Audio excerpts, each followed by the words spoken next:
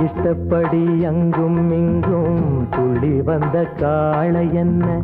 நீ பார்த்த வேளை கட்டுப்பட்டு நின்னதென்ன